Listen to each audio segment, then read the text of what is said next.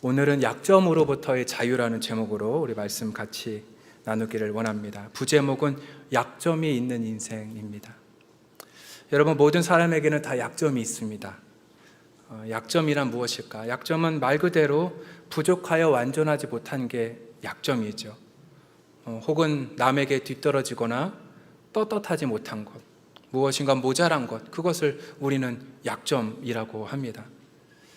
사실 모든 사람에게는 다 약점이 있죠. 사실 우리에게도, 사실 나에게도 그런 약점이 있습니다. 우리에게는 어떤 약점이 있을까요? 우리 어떤 육체적인 약점도 있겠고, 또 우리의 감정적인 약점, 우리 지적인 약점, 또 우리뿐만 아니라 우리 신앙생활하면서 우리의 영적인 부족한 그런 불완전한 점들이 우리에게는 아주 많습니다. 또한 우리를 약하게 만드는 것은 우리가 통제할 수 없는 어떤 사건들, 어떤 상황들이 있을 수 있고요. 또 내가 갖고 있는 것이 부족하여서 어떤 재정적인 한계, 또 나의 인격적인 어떤 부족함 때문에 드러나는 어떤 인간관계의 한계점들, 그런 게 사실 우리의 약점이 될 수 있습니다. 성경이 말하는 인간은 시조 이 아담에서 우리의 연약함이 시작되었다고 말합니다. 아담이 타락한 이후에 모든 사람은 다 죄를 범하였고, 그렇기 때문에 우리의 어떤 신체적인 또 어떤 영적인 우리의 영혼의 어떤 결함이 있는 상태로 우리는 태어나게 됩니다. 사실 본래 제 기능을 완벽하게 하지는 못하는 거죠. 그렇게 우리는 그렇게 약하게, 그렇게 약점을 가지며 이 땅에 우리는 살아가고 있습니다. 그러나 더 중요한 것, 내가 그리스도인으로서 이 약점을 어떻게 풀까? 더 중요한 문제는 우리가 이런 점들을 어떻게 대하느냐 하는 것입니다. 보통 우리가 약점에 대하면, 누군가에 대해서 약점을 말하면 그 약점들을 보통 부인합니다. 그 약점에 대해서 방어를 하죠. 그리고 그 약점에 대해서 핑계를 댑니다. 그리고 더 숨기고 싶어 하고, 그 약점을 가진 거에 대해서 혹은 부모를 원망하든, 아니면 사회를 원망하든, 아니면 이 어떤 법을 원망하든, 여러 가지로 우리는 원망하며 우리의 약함을 감추려고 하고 방어하려고 하는 것이 너무나 많이 있습니다. 여러분, 요즘에 혹시 마귀꾼이라는 단어 아시나요? 마귀꾼. 옆에 계신 분 한번 보시겠습니까? 마귀꾼인지. 성경에서 나오는 마귀꾼은 아니고요. 여러분이 쓰고 계신 이 마스크랑 사기꾼이 합쳐진 합성어가 바로 이 마귀꾼입니다. 마스크를 쓰고 그리고 벗었을 때 차이가 너무 많이 나가지고 마치 사기꾼과 같다라는 의미의 마귀꾼입니다. 옆에 계신 분 한번 보실까요? 마스크를 쓰고 있지만 이분이 정말 마귀꾼인지. 사실 우리가 이 방역 때문에 마스크를 쓰고 있지만 어느 순간부터 이 마스크가 너무 편안합니다. 그래서 양치를 하지 않고 나가도 편안하고요. 화장을 하지 않아도 무엇인가 숨길 수 있는 것, 이 마스크 참 큰 역할을 합니다. 그런데 이 마스크, 이 마귀꾼뿐만 아니라 또 다른 단어가 있는데 바로 마해자예요. 마해자가 무슨 뜻일까요? 마해자, 앞글자 마는 말 그대로 마스크입니다. 그 다음에 해자는 뭐냐면 피해자예요. 피해자. 마스크가 얼굴을 가려서 나의 외모가 저평가된다는 것이죠. 옆에 계신 분 한번 얼굴 보시겠습니까? 얼굴이 저평가될 얼굴인지. 모든 분들이 다 저평가 지금 마스크를 쓰고 계셔서, 여러분, 우리는 누군가에게 나의 얼굴을, 또 나의 삶을 이렇게 감추고 싶어 합니다. 왜요? 그것이 나의 치부가 될 수 있고 나의 약점이 될 수 있기 때문에 그렇습니다. 여러분들은 여러분들의 약점을 어떻게 보고 계시나요? 어떻게 그것을 대처하고 그것을 어떻게 반응하고 계신가요? 오늘 우리가 성경 말씀을 통해서 오늘 이 성경에 나오는 이 한 사람이 어떤 반응을 보이고 또 어떻게 치유되고 어떻게 하나님 앞에 나아가는지 오늘 우리가 본문을 통해서 함께 살펴보려고 합니다. 사실 약점은 우리가 약한 존재임을 말하는 거예요. 내가 강하다, 내가 완벽하다, 그런 사람은 없습니다. 내가 약하다는 것을 인정을 하는 것이죠. 여러분, 우리가 보통 우리의 약점이면 뭔가 숨기고 싶고 감추고 싶지만 하나님은 어떠실까? 하나님은 우리의 약점을 어떻게 생각하실까? 여러분, 이사야 55장 9절 말씀 보면 이렇게 말합니다. 이사야 55장 9절 말씀 우리 같이 읽겠습니다. 시작. 내 생각은 너희의 생각보다 높다. 우리는 우리의 약점 때문에 힘들어하지만 하나님은 그 약점을 통하여 하나님의 일을 하신다는 거예요. 사실 우리가 하나님을 생각할 때 하나님은 강한 사람만 사용하실 거야, 완벽한 사람만 사용하실 거야 라고 우리는 생각할 수가 있습니다. 그런데 하나님은 그렇지가 않아요. 하나님은 우리의 약점을, 그 약점까지도 하나님의 영광을 위해서, 당신의 영광을 위해서 사용하고 싶어 하세요. 고린도전서 1장 27절에 이렇게 말씀합니다. 우리 같이 읽어볼까요? 시작. 그러나 하나님께서는 지혜로운 사람들을 부끄럽게 하시려고 세상의 어리석은 것들을 택하셨고 강한 것들을 부끄럽게 하시려고 세상의 약한 것들을 택하셨습니다. 아멘. 하나님께서는 이런 강한 자들을 통하여, 강한 자들이 있지만 그 강한 자들을 부끄럽게 하시려고 세상의 약한 것들을 사용하신대요. 하나님은 우리가 생각하는 것보다 정말 다른 분이세요. 나의 강점만을 사용하실 것 같고, 나의 특별한 것만 사용하실 것 같고, 내가 갖고 있는 어떤 능력만을 사용하실 것 같지만 하나님은 약한 것을 통하여 하나님의 영광을 위해 사용하신대요. 그러니 여러분, 내가 약점이 있다라고 하시는 분들, 여러분 자유하십시오. 그 약점을 통해서 하나님께서는 그 약점을 사용하신대요. 근데 뿐만 아니라 하나님은 그 약점을 그냥 그대로 내버려 두시는 것이 아니라 그 약점을 치유하세요. 그리고 그 약점을 회복시키십니다. 오늘 본문 한번 볼까요? 오늘 본문을 보겠습니다. 오늘 본문을 보면 베드로와 요한이 나옵니다. 베드로와 요한이 오늘 성전에 기도하러 가죠. 그는 못 걷게 된 사람, 다시 말하면 나면서 못 걷게 된 사람을 어떻게 합니까? 완전히 낫게 하고 걷게 하여 모든 백성을 놀랍게 하는 장면이 오늘 본문 사도행전 3장 1절에서 10절 말씀입니다. 여러분 먼저 1절 말씀을 볼까요? 1절 보니까 제9시 기도 시간에 베드로와 요한이 성전에 올라갈세라고 말합니다. 유대인들은 전통적으로 하루에 3번 기도한다고 해요. 오전 9시, 오후 3시, 그 다음에 해질녘 이렇게 하루에 3번 기도한다고 합니다. 근데 오전과 오후에는 그런 어떤 제사를 드리기 때문에 기도하는 사람들이 굉장히 많이 찾아오는 시간이라고 합니다. 그러니 지금 기도하러 오는 무리들, 참 많은 사람들이 있죠. 그 중에 베드로와 요한도 지금 기도하러 올라가고 있습니다. 이 두 사람이 올라가고 있죠. 성경에서는 이 두 사람, 이 숫자를 좀 강조를 해요.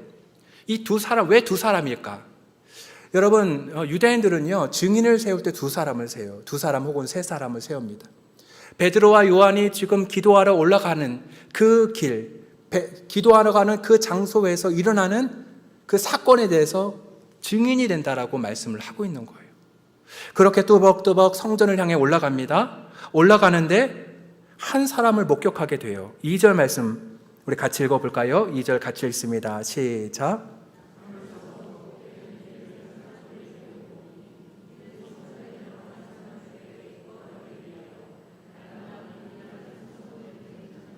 네, 또 한 사람이 나오는데 이 사람은요, 나면서 못 걷게 된 사람이에요.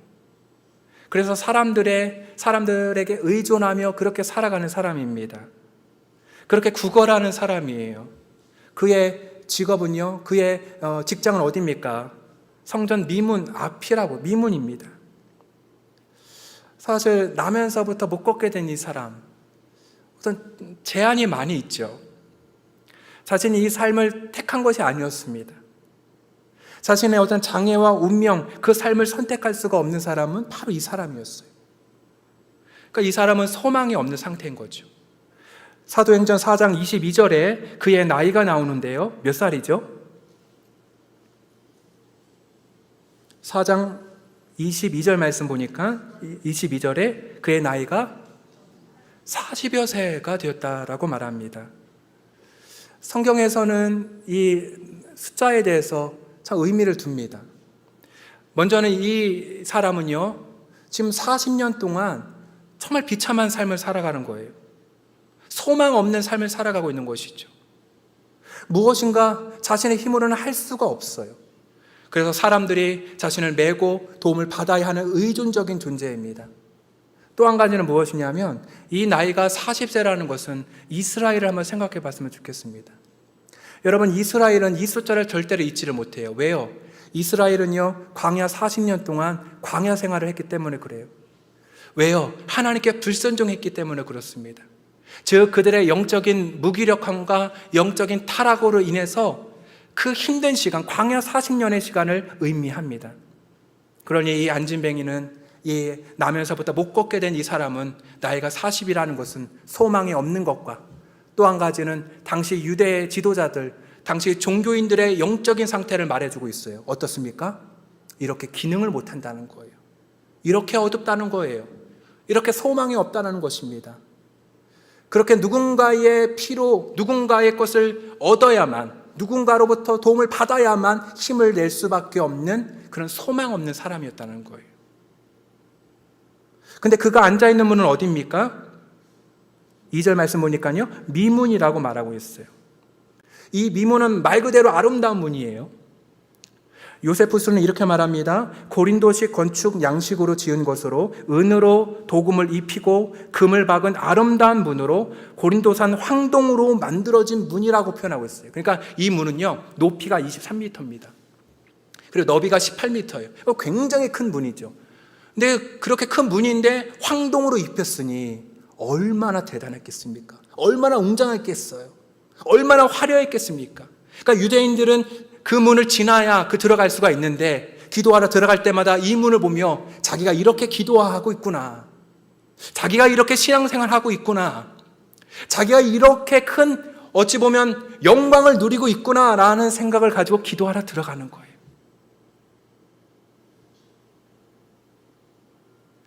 그들은 그 문을 지날 때마다 자신들이 갖고 있는 그 어떤 신앙에 대한 자부심이 대단했습니다. 그 문이 주는 위용, 그 문이 주는 압도, 그 모든 것을 자기가 그냥 누리는 거죠. 그러니까 종교인이에요, 종교인. 그런데 여러분, 반대로 이 병자는 어떻습니까? 이 안진뱅이는요, 이 거리는 어떻습니까? 지금 무엇을 바라고 있어요? 그렇게 들어가는 그 사람들의 종교심을 이용하여 돈을 얻고 있는 거예요. 여러분, 당시 유대인들은요, 이 세 가지를 통해 경건을 훈련했다고 합니다. 세 가지가 뭐냐면, 첫 번째는요, 기도예요. 그래서 오늘 기도하러 올라가는 거였어요. 두 번째는 뭐냐면 금식입니다.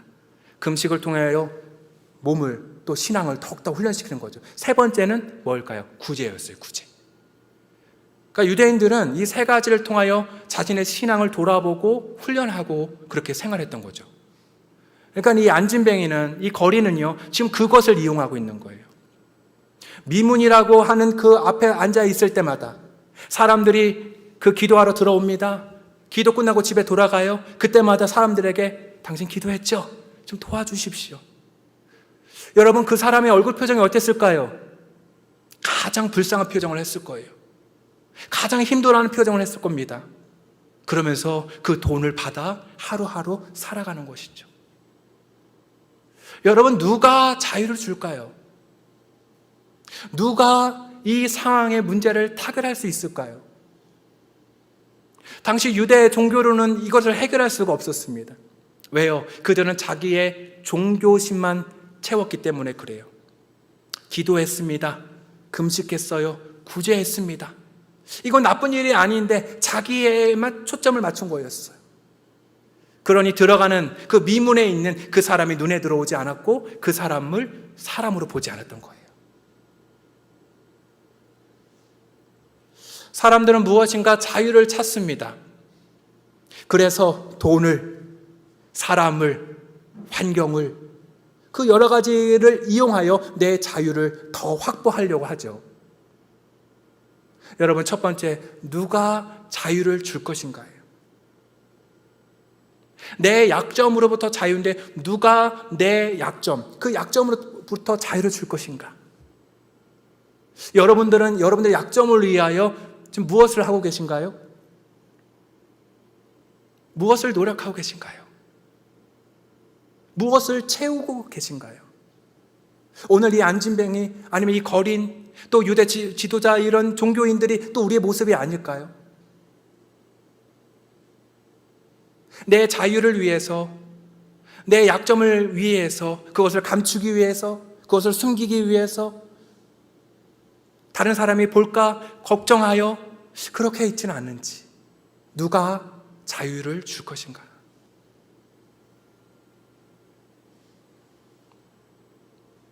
그런데 오늘 바로 이 시간에 지금 누가 올라갑니까? 베드로와 요한이 그 문으로 들어가며 그 사내를 보고 있습니다.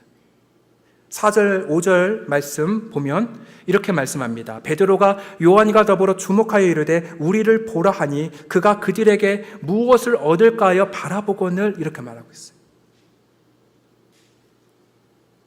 여러분, 여기서 베드로와 요한은 항상 기도하러 가는 곳이었어요. 익숙한 장소였습니다. 오늘도 마찬가지였어요. 여러분, 이 거린 오늘 처음일까요? 아니에요. 가장 좋은, 아주 목 좋은 곳이기 때문에 매일 나왔을 거예요. 익숙한 거리였고 평범한 거리였고 그런 거리였는데 오늘은 아주 특별한 날이 되었습니다. 베드로, 요한, 그가 더불어 그에게 말합니다. 우리를 보라라고 말해요. 보라라는 것은 무엇일까요? 이 사람은 신체적으로 지금 장애인이에요. 일어나지를 못합니다. 베드로와 요한은 지금 서 있는 거예요. 그러니까 이 앉아 있는 사람은 좀 고개를 들어야 되는 거예요. 얼마나 아픕니까, 여러분? 근데 우리를 보라라고 말하고 있어요. 여러분, 누가복음 19장 말씀 보면 예수님께서 삭개오를 만나시잖아요. 삭개오를 만나고 삭개오를 보시고라고 표현하고 있어요. 그건 어떤 표현이냐면 삭개오를 인격적인 존재로 보고 계신다는 거예요. 수많은 사람들은요, 삭개오를 어떻게 생각했습니까? 세리장이고 나쁜 놈이라고 보았어요. 도둑놈이라고 보았는데 예수님은 어떻게 보셨어요? 한 인격으로 봤어요. 한 사람으로 봤다는 거예요. 오늘 본문을 보면 베드로가 요한과 더불어 주목하여 이르되 우리를 보라. 주목하여 본 것을 어떻게 보았을까요? 한 인격으로 본 거예요. 한 사람으로 보게 된 거예요. 여러분, 이건 놀라운 변화죠. 베드로와 요한은 지금 오순절 성령 그 강림 이후에 이렇게 변화가 일어났습니다. 마가의 다락방에서 뜨겁게 기도할 때 성령을 경험하게 되었죠. 그 은혜와 그 감동을 통하여 그의 삶이, 그의 약점이, 그의 모난 부분들이 다듬어지면서 하나님의 사람으로 세워지게 되었어요. 예수님은 제자들에게 병 고치는 권세와 하나님 나라 복음을 전하는 그 일을 주셨죠. 근데 이제 그 일을 어떻게 합니까? 선포함으로, 고백함으로, 나눔으로 그 일들이 시작이 되었어요. 지금 베드로와 요한도 이제 그 거린으로 보지 않고 한 사람으로 보게 됩니다. 뭐라고요? 우리를 보라. 그 사람을 주목하고 우리를 보라라고 말씀하셨어요. 근데 그가 그들에게서 무엇을 얻을까요? 그도 어떻게 합니까? 바라봅니다. 이 사람의 기대는 돈 한 푼이라도 더 얻고자 하는 그런 바람으로 보았는데, 근데 어떻습니까? 그게 아니었죠. 6절 말씀 볼까요? 6절 우리 같이 읽겠습니다. 시작. 베드로가 이르되 은과 금은 내게 없거니와 내게 있는 이것을 내게 주노니 나사렛 예수 그리스도의 이름으로 일어나 걸으라 하고. 아멘. 아이고, 어떻게 합니까? 지금 이 사람은 기대했던 것이 아니었어요. 은과 금은 없지만 내게 있는 것을 주는데 뭐예요? 나사렛 예수 그리스도의 이름으로라고 말하고 있어요. 본인의 이름도 아니잖아요. 베드로의 이름으로 일어나 걸으라. 자신의 이름도 아니라 누구의 이름입니까? 나사렛 예수 그리스도의 이름으로 일어나 걸으라고 말하고 있어요. 여러분, 사실 이 거린도 얼마 전에 십자가에 못 박혀 죽고 부활하고 승천했다라는 예수의 소식을 아마 들었을 거예요. 그 젊은 청년, 30대의 그 젊은 청년이 세상의 짐을, 세상의 죄를 짊어지고 십자가에 못 박혀 죽었고 3일 만에 부활하였고 40일 후에 승천했다는 그런 놀라운 소식을 이 거린도 들었을 거예요. 왜요? 성전 미문은 모든 정부가 왔다 갔다 하는 곳이기 때문에 그래요. 그런데 그건 그거고 지금 내 삶은 어떻습니까? 돈이 필요한 거예요. 하루 끼니가 필요한 거예요. 내 약점을 채워줄 수 있는 거는 예수가 아니라 뭐예요? 돈이에요, 돈. 그런데 베드로는 은과 금도 정말 중요하고 가치 있는 거지만 너에게 주고 싶은 것이 있는데 뭡니까? 바로 나사렛 예수 그리스도의 이름으로 일어나 걸으라 하는 거예요. 여러분, 성령을 받은 사도들, 성령의 충만함을 받은 사도들은요, 이렇게 변화가 일어났어요. 그들이 마가의 다락방에서 성령 충만함을 경험하고 그 마가의 다락방에 계속 있었나요? 아니에요. 그곳에서 계속 기도만 했나요? 아니에요. 그들의 삶의 자리로 갔어요. 기도의 자리로 갔어요. 그 기도의 자리를 갔는데 누굴 본 거예요? 거린을 봤는데 이제 그 거린이 한 인격체로 보게 된 거예요. 여러분, 우리의 삶도 예수 그리스도를 믿는다는 건 무엇일까? 누가 나에게 자유를 줄 것인가? 그것은 바로 예수 그리스도 안에 있을 때 이 진정한 자유를 경험할 수 있는 거예요. 예수님을 만나면서 그 자유는, 진정한 자유는 시작이 됩니다. 사실 세상의 돈도 우리에게 어느 정도는 자유함을 줘요. 학업도요, 지식도요, 여러 가지 상황도 우리에게 도움을 주지만 완전한 자유와 완전한 복음의 그 은혜는 바로 예수 그리스도를 만나면서 시작이 된다는 거예요. 여러분, 성령을 받은 사도들은요, 그 사람을 어떻게 합니까? 주목합니다. 그리고 그를 바라봅니다. 그리고 그를 어떻게 해요? 불러요. 그를 먼저 주목합니다. 그리고 그를 바라봅니다. 그리고 어떻게 해요? 그를 불러요. 그리고 예수 그리스도의 이름을 전해줍니다. 여러분들은 무엇에 지금 주목하고 계신가요? 무엇을 바라보고 계신가요? 무엇을 의지하며 자유를 누리고자 애쓰고 계신가요? 오늘 이 베드로는 우리에게 이렇게 초대를 하고 있습니다. 예수 그리스도를 바라봐라. 예수 그리스도를 주목하라. 예수 그리스도를 불러라 라고 말씀을 하고 있는 거예요. 근데 여러분 보십시오. 이렇게 선포하고 나아갈 때에, 그리고 베드로가 그 예수의 이름을 전하고 그의 모습은 어떻습니까? 손을 내밀어요. 그의 손을 잡아주고 일으켜 세웁니다. 여러분, 이런 특별한 시간이죠. 특별한 하나님의 역사입니다. 하나님이 개입하신 거죠. 하나님이 그 사람에게 찾아오시고 베드로와 요한을 통하여 그 일을 하나님의 일로 바꾸시며 그 사람에게 진정한 자유를 주고 계신 거예요. 그 사람이 어떻습니까? 그 사람이 이렇게 변화가 일어나죠. 8절 말씀 볼까요? 8절, 9절 우리 같이 읽습니다. 시작. 뛰어 서서 걸으며 그들과 함께 성전으로 들어가면서 걷기도 하고 뛰기도 하며 하나님을 찬송하니 모든 백성이 그 걷는 것과 하나님을 찬송함을 보고 아멘. 참 자유는 예수 그리스도를 통하여 그것이 이루어지고, 그리고 그의 삶은 어떻게 됩니까? 예수 그리스도를 믿고 그의 삶이 실천하게 돼요. 무엇을 실천하게 됩니까? 하나님을 찬송하게 돼요. 근데 여러분, 베드로와 요한은요, 이 거린을 치유하고 거기서 끝난 것이 아니라, 말씀 보십시오. 8절 말씀 보니까 뭐라고 말합니까? 뛰어서서 걸으며 그들과 어떻게 해요?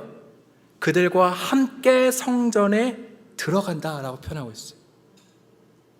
이제 났으니까 가십시오가 아니라 이제 그와 함께, 그 병자와 함께 그 기도의 자리로 가는 거예요. 여러분, 예수님을 믿고 참 자유를 누린다는 것은 무엇입니까? 우리의 삶의 실천이 이루어져야 된다는 거예요. 그것은 그와 함께 가는 것이죠. 거린 취급받았습니다. 죄인 취급받았어요. 이제 그가 일어났습니다. 거기서 끝난 것이 아니라 이제 그와 함께 들어가는 거예요. 참 힘들죠. 여러분, 그의 복장은 지금 어떻습니까? 옷 갈아입었나요? 얼마나 추하고 얼마나 더럽고 얼마나 지저분합니까? 그런데 그가 예수 그리스도로 인하여 치유하고 회복되고 그 기쁨으로 인하여 그들과 함께 성전에 들어가 하나님을 어떻게 해요? 하나님을 찬송해요. 여러분, 유대인들의 복장은 어떻겠습니까? 유대인들의 복장은요, 아주 깨끗해. 근데 그들의 마음은요, 썩었어요. 그들의 모습은 너무나 아름답지만 그들의 기도와 그들의 금식과 그들의 구제는요, 다 형식적이어서 그 안에 생명이 없었어요. 반대로 이 거리는 어떻습니까? 복장은 지저분하고 얼굴은 추하고 얼굴은 지저분하지만 예수 그리스도로 인한 그 복음, 그 은혜를 경험하고 그의 삶이 어떻게 됐나요? 그 얼굴에 기쁨이 일어나게 되었어요. 하나님을 찬양하게 되었어요. 하나님을 예배하게 되었다는 거예요. 그것이 그의 약점을 이겨내게 되었어요. 여러분, 우리의 약점을 우리가 어떻게 이겨낼 수 있습니까? 예수 그리스도로 인한 그 복음과 그 은혜를 통하여 우리의 존재가 어떠한 존재인지를 알게 되고 그 은혜와 그 복음을 통하여 그의 목적과 그의 삶이 지금 바뀌게 된 것입니다. 그의 목적은 무엇입니까? 오늘 보니까요, 8절 후반절 말씀 보니까요, 그가 성전에 들어가면서 걷기도 하고 뛰기도 하며 누구를 찬송합니까? 하나님을 찬송하게 돼요. 그 찬송으로 인해 사람들이 어떻습니까? 10절 말씀 보니까 그가 본래 성전 미문에 앉아 구걸하던 사람인 줄 알고 그에게 일어난 일로 인하여 심히 놀랍게 여기며 놀라니라. 여러분, 이런 놀라운 은혜와 역사가 지금 이 시간에 임하게 되었던 거예요. 그렇습니다. 하나님께서는 우리의 삶에 또 우리의 인생에 그 자유가 누구에게 자유가 있는가? 누구로부터 자유가 주어지는가? 그것은 바로 예수 그리스도를 통하여 그 자유를 경험하게 되고 예수 그리스도로 인한 그 자유가 우리의 삶을 변화시켜서 하나님의 목적으로, 하나님의 방법으로, 하나님의 일하심으로 쓰임받는 도구가 될 수 있다고 말씀을 하고 있는 것입니다. 여러분, 그런데요, 성경은 오늘 이 안진뱅이가 일어났다, 이 기적으로 끝나는 것이 아니에요. 여러분, 이 안진뱅이는, 이 사람은 이제 치유받았지요. 회복되어졌습니다. 거기서 끝나는 것이 아니라 자신을 치료한 그리스도가 누구인지를 이제 알게 된 거예요. 나를 치유한 그리스도가 누구인가? 나를 구원한 그리스도가 누구인가? 그것을 이제 알기 시작한 거예요. 여러분, 우리가 육체적인 어떤 치유만을 하나님의 기적으로 생각할 수가 있어요. 근데 아니에요. 하나님의 치유는요, 우리의 육체적인 것뿐만 아니라 우리의 내면까지도 치유, 그 모든 것이 다 기적이에요. 그러니 여러분의 삶에 내 약점, 때로는 다른 사람에게 말할 수 없는 그 장애, 너무나 힘들죠. 너무나 아픕니다. 그리고 내 삶에 일어나는 많은 일들이 나에게 약점을 줄 수는 있지만 그것이 그냥 약점으로 끝나지 않는다는 거예요. 하나님께서는 우리의 어떤 치유와 어떤 회복을 통하여 그리스도가 누구인지를 더 알기를 원하세요. 여러분의 삶에 혹은 지금 내 약점 때문에 힘들어하고 계신 분 계십니까? 내 약점, 그 누군가에게도 말하지 못하는 그 약점, 방어하고 숨기고, 사실 방어하고 숨기는 것 정말 힘들기 때문에 그렇지만 그것을 진정으로 자유케 하시는 분은 바로 예수 그리스도, 바로 예수 그리스도만이 우리에게 진정한 자유고 진정한 복음이다라고 말씀을 하고 있는 거예요. 사랑하는 여러분, 오늘 하나님께서는 우리는 제자들 통하여서 이렇게 사람을 치유하는 놀라운 일을 보여주셨어요. 근데 이것이 또 우리들의 모습입니다. 나는 예수 그리스도를 나의 치유자로, 그리고 나의 자유케 하시는 구원자로 나는 믿고 있는가?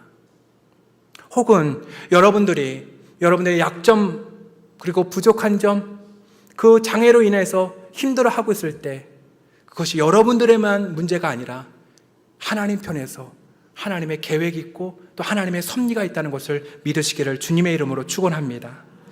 그래요, 이 베드로와 요한은 그들이 이 일을 감당할 때에 자신의 힘으로 그 일을 한 것처럼 보이는데, 말씀 볼까요? 3장 12절 말씀 보겠습니다.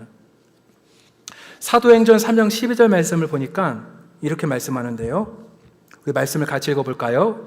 시작. 베드로가 이것을 보고 백성에게 말하되 이스라엘 사람들아 이 일을 왜 놀랍게 여기느냐 우리 개인의 권능과 경건으로 이 사람을 걷게 한 것처럼 왜 우리를 주목하느냐. 이거 무슨 얘기입니까? 사람들은요 베드로와 요한을 지금 높이고 있어요. 왜요? 지금 안진뱅이를 이렇게 세웠기 때문에요. 그런데 베드로와 요한은요 아니에요. 아닙니다 여러분. 이건 제가 한 게 아니에요. 뭡니까? 이것은 내 개인의 권능과 경건으로 이 사람을 걷게 한 것 아닙니다. 우리를 주목하지 마십시오. 누구를요? 하나님을, 예수님을 주목하십시오. 여러분 아까 보십시오. 아까 베드로와 요한이 그 사람을 어떻게 합니까? 4절 말씀 보니까요 베드로가 요한과 더불어 주목하였어요. 베드로와 요한은 그 앉은 그 장애인을 주목했어요. 그리고 그를 치유했죠. 사실 이 베드로와 요한이 지금 누구를 주목하고 있었던 겁니까? 예수 그리스도를 주목하고 있었던 거예요. 예수 그리스도를 주목하고 그분의 힘을 얻어 이 병자를 고치게 된 거예요. 여러분 사실 이 이름이라는 것은 한 인격을 담은 게 이름이에요. 그들이 예수 그리스도의 이름을 가지고 나아갔을 때에 예수의 한 부분만을 가지고 나아간 것이 아니라 예수의 전체를 그 인격을 담아 그렇게 선언한 거죠. 즉 예수 그리스도의 권세로 그 문제를 해결한 것이었습니다. 예수 그리스도의 그 이름의 그 능력을 가지고 그를 일으켜 세웠던 것이었죠. 근데 더 놀라운 것은 그들은 지금 누굴 주목하고 있어요? 예수님을 주목하고 있었던 거예요. 자신의 힘을 주목하지 않았습니다. 자신의 경건을 주목하지 않았어요. 누구를 주목했다고요? 예수를 주목했다는 거예요.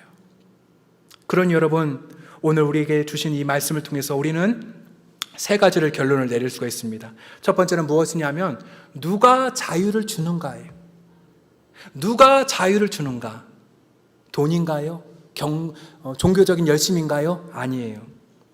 두 번째는요 진정한 자유는 바로 예수님을 만나면서 시작이 된다는 거예요. 세 번째는 무엇입니까? 예수님을 믿고 참 자유의 삶을 실천한다는 거예요. 여러분 내가 회복되었다는 것은 이제 그리스도인의 시작이에요. 내가 병이 치유받았다면 이제 예수 그리스도의 제자로 시작입니다. 그것이 끝이 아닙니다. 그것이 결론이 아니에요. 여러분 우리의 약점이 있습니다. 그 약점이 결론이 아니라는 거예요. 우리의 부족함이 그것이 결론이 아니라는 거예요. 우리의 치유가 결론이 아니라는 겁니다. 왜요? 그것은 과정이라는 거예요. 이것을 결론이라고 생각할 때, 내 장애가 결론이라고 생각할 때 내 삶은 끝나요. 내 약점이 결론이라고 생각하면 나의 모든 것은 다 끝납니다.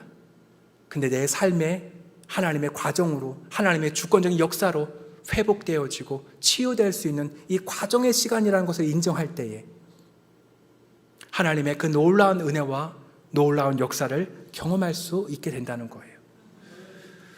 여러분 로마서 8장 28절에 사도 바울은 이렇게 우리에게 권면을 하고 있습니다. 로마서 8장 28절 말씀 우리 같이 읽습니다.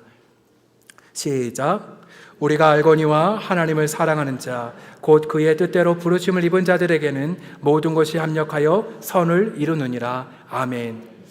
하나님께서는 우리의 약점을 들어 합력하여 선을 이루신대요.